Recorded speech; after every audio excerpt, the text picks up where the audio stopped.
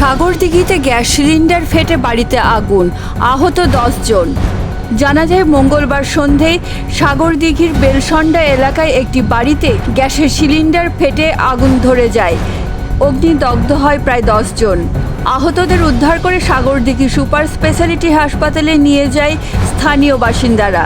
ঘটনার খবর পেয়ে ঘটনাস্থলে যায় সাগরদিঘির বিডিও সঞ্জয় শিকদার ও ওসি অভিজিৎ সরকার। খবর দেওয়া হয় দমকলের একটি ইঞ্জিন আগুন নিয়ন্ত্রণে আনে।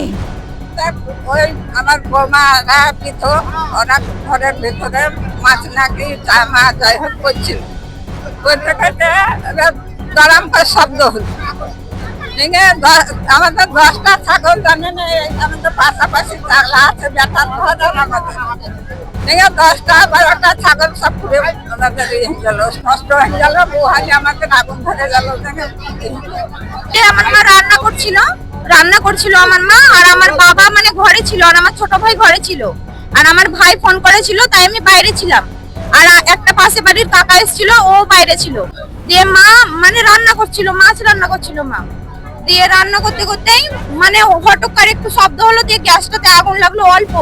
দিয়ে বলছে এই আগুন লেগে গেছে, মানে বাড়িতে যা হয় সেরকম হলো। দিয়ে ওই সবাই তা করতে করতে বেরিয়ে আসলো। দিয়ে গ্রামের লোক জড়ো হলো, গ্রামের লোক এবার আগুন লিভাতে যেয়ে তাদেরই ক্ষয়ক্ষতি হলো একটু। মেদিনীপুর কলেজ থেকে PG diploma in rural development and panchayati raj করতে চান? তবে সত্ত্বর যোগাযোগ করুন স্ক্রিনে দেওয়া নাম্বারে।